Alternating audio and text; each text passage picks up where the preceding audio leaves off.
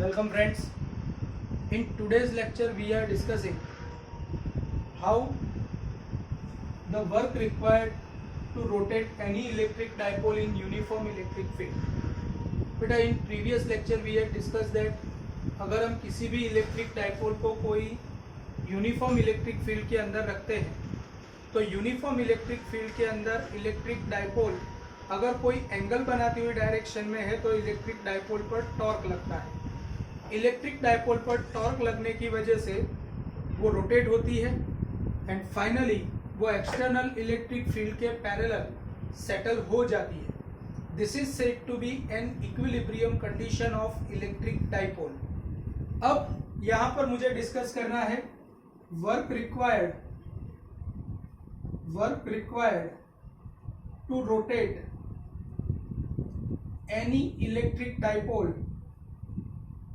any electric dipole from equilibrium to theta angle। Just यहां पर ध्यान से समझने के लिए ट्राई करना। कंसीडर करो कि ये एक यूनिफॉर्म इलेक्ट्रिक फील्ड है। यूनिफॉर्म इलेक्ट्रिक फील्ड में अगर मैं यूनिफॉर्म इलेक्ट्रिक फील्ड प्रोड्यूस करने के लिए मुझे दो पैरेलल प्लेट्स लेने पड़ेंगे। एक प्लेट के ऊपर जितने अमाउंट में पॉजिटिव चार्ज डिपॉजिट किया है उतने ही अमाउंट में दूसरे प्लेट के ऊपर अगर नेगेटिव चार्जेस को डिपॉजिट करता हूं तो दो प्लेट्स के बीच के रीजन में यूनिफॉर्म इलेक्ट्रिक फील्ड डेवलप होता है फ्रॉम पॉजिटिव टू नेगेटिव। अगर इसके अंदर किसी इलेक्ट्रिक डाइपोल को रखा जाए तो ये electric dipole external electric field के पैरेलल सेटल होती है, मतलब minus q and plus q charge, और इसका डाइपोल मोमेंट का direction P from left to right external electric field को पैरेलल रहता है। अगर इसी इलेक्ट्रिक डाइपोल को, अभी वो इक्विलिब्रियम कंडीशन में है, अगर मैं इलेक्ट्रिक डाइपोल को उसकी इक्विलिब्रियम कंडीशन में से थीटा जितना रोटेट करना चाहता हूं तो कितना वर्क करना पड़ेगा वो मुझे डिस्कस करना है। और ये पर्टिकुलर इक्वेशन के बेस क्वेश्चन काफी बार कॉम्पिटिटिव में एज वेल एज गुस्सेट में भी और बोर्ड एग्जाम में भी पूछे जा चुके हैं। और ये चैप्टर के हमको जो रिजल्ट मिलेंगे वो सारे के सारे रिजल्ट 6th चैप्टर में, मैग्नेटिज्म एंड मैटर नाम के चैप्टर में भी बहुत इंपॉर्टेंट है। तो यहां पर आप ध्यान से समझना। अगर मैं किसी भी इलेक्ट्रिक डाइपोल को थीटा जितना रोटेट करता हूं तो उसके ऊपर टॉर्क लगता है। Torque act on electric dipole in uniform electric field that is equal to tau and tau equal to P cross E के ऊपर से PE साइन थीटा। तो work required to rotate dipole from 0 to theta is work done dw equal to tau into d theta. अगर d theta जितना rotate करना है तो work चाहिए टाउ इंटू डी थीटा। तो टोटल वर्क होगा w equal to integration dw equal to integration tau d theta, tau 0 to theta. Tau का formula है PE sine theta is equal to sine theta integration 0 to theta sine theta d theta. और आप सबको पता है sine theta का different integration होता है W equal to PE minus cos theta and limit is starting from 0 to theta. अगर मैं यहाँ पर पहले अपर लिमिट सब्स्टिट्यूट करता हूं तो minus cos theta minus minus plus cos 0 equal to 1। So work done is equal to PE cos 0 equal to 1 minus cos theta. तो in short अगर किसी भी इलेक्ट्रिक डाइपोल को इक्विलिब्रियम कंडीशन में से अगर थीटा जितना रोटेट करना है तो थीटा जितना रोटेट करने के लिए जो वर्क चाहिए वो वर्क होता है W equal to PE 1 minus cos theta. Electric dipole theta जितने एंगल पर है तो उसके ऊपर लगने वाले टॉर्क का इक्वेशन होता है tau equal to P cross E। और अगर माइंड वेल, अगर इलेक्ट्रिक डाइपोल है और वो इलेक्ट्रिक डाइपोल कोई भी कंडीशन में रखी हुई है, जैसे कंसीडर करो कि इलेक्ट्रिक फील्ड को परपेंडिकुलरली रखी गई है, अगर इलेक्ट्रिक फील्ड को परपेंडिकुलरली रखी गई है और उसको अपने आप रोटेट होने दिया जाए तो वर्क होता है W equal to minus PE cos theta. Electric field के अगेंस्ट थीटा जितना रोटेट करने के लिए जो वर्क करना पड़ता है that is equal to PE 1 minus cos theta, या you can say that the general formula for that is W equal to PE cos theta 1 cos theta 2 minus cos theta 1 and अगर अपने आप rotate होती है तो W equal to minus PE cos theta, ये आप general formula के तौर पर यूज कर सकते हो। So this is behaviour of electric dipole in uniform electric field. Now we will discuss how the electric dipole will behave in non uniform electric field. Pause कर दो। Now we will discuss about behavior of electric dipole. Behavior of electric dipole in non-uniform electric field.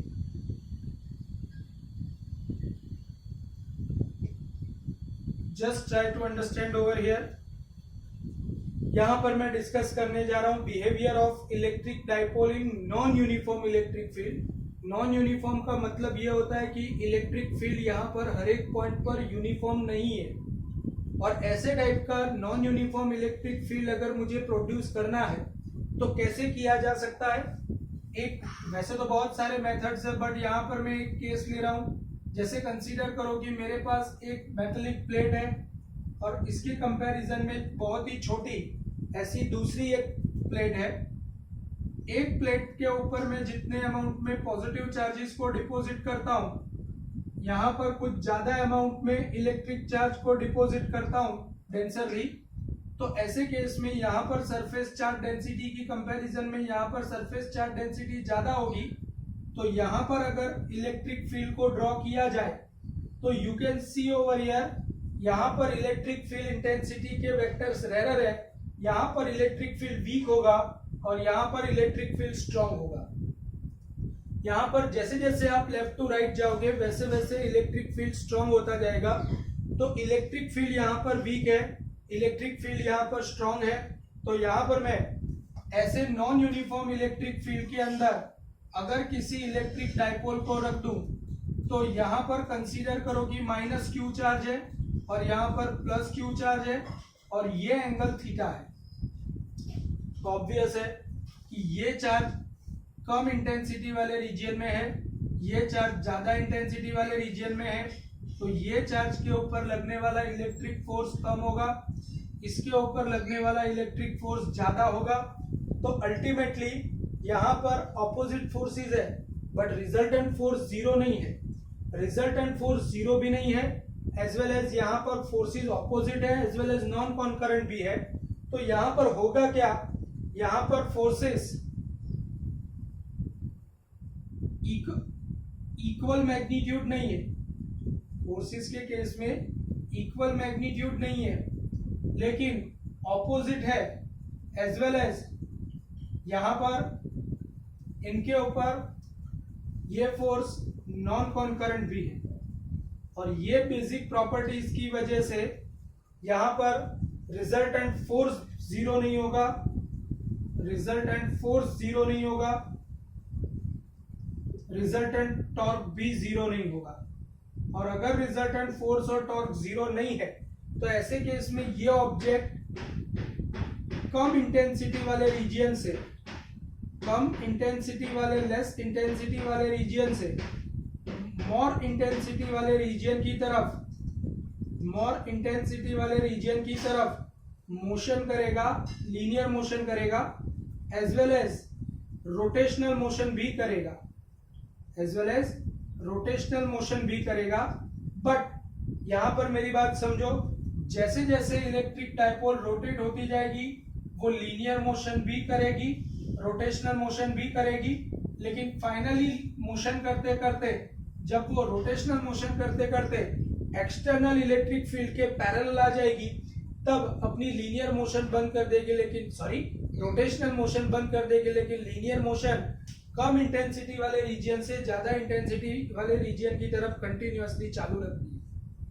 बेटा ये phenomenon की वजह से ही याद रखो कि कोई भी जगह पर जैसे मेरे पास एक एग्जांपल है, हमको पता है कि जब हम प्लास्टिक के कॉम्ब से ड्राई हेयर को कॉम्बिंग करते हैं तो प्लास्टिक का कॉम्ब प्लास्टिक रॉड की तरह बिहेव करता है और here one kind of fur की तरह बिहेव करते हैं। इन शॉर्ट, ऐसे केस में due to friction, method of friction, plastic का कॉम्ब नेगेटिवली चार्ज होता है।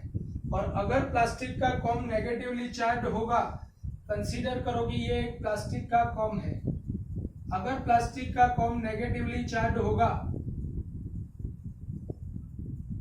तो ये नेगेटिवली चार्ज है। नेगेटिव चार्जेस के केस में इलेक्ट्रिक फील्ड इंटेंसिटी के वेक्टर्स अंदर की तरफ आती हुई डायरेक्शन में होते हैं।